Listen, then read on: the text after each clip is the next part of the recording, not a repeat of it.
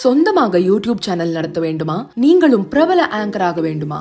உடனே சேருங்கள் Pandey school of journalism. Contact 7388242242.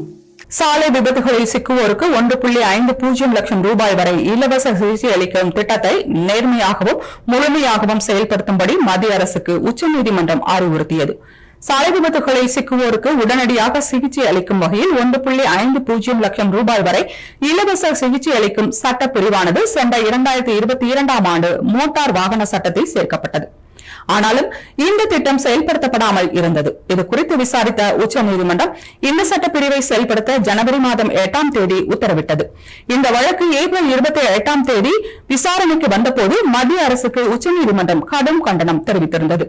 சாலை விபத்தில் சிக்குவோருக்கு இலவச சிகிச்சை அளிக்க நடவடிக்கை எடுக்காததுடன் கால அவகாசம் நீட்டிப்பும் கோரியதற்காக கடுமையான விமர்சனத்தை உச்சநீதிமன்றம் முன்வைத்தது. இதையடுத்து சாலை விபத்தில் சிக்குவோருக்கு 1.50 லட்சம் ரூபாய் வரை இலவச சிகிச்சை அளிக்கும் திட்டமானது மே 5ஆம் தேதி முதல் அமலுக்கு வந்ததாக மத்திய அரசு அறிவித்தது. இந்நிலையில் இந்த வழக்கு நீதிபதிகள் அபய் ஓகா, உஜ்ஜல் புயான் ஆகியோர் அமர்வில் மீண்டும் விசாரணைக்கு வந்தது. அப்போது இந்த திட்டத்தை முழுமையாகவும் நேர்மையாகவும் செயல்படுத்த வேண்டும் என நீதிபதிகள் அறிவுறுத்தினர். மேலும் திட்டத்தை செயல்படுத்தியது தொடர்பாகவும் அதனால் பயனடைந்தோர் தொடர்பான விரிவான அறிக்கைகளையும் ஆகஸ்ட் மாதம் தாக்கல் செய்ய உத்தரவிட்டனர்.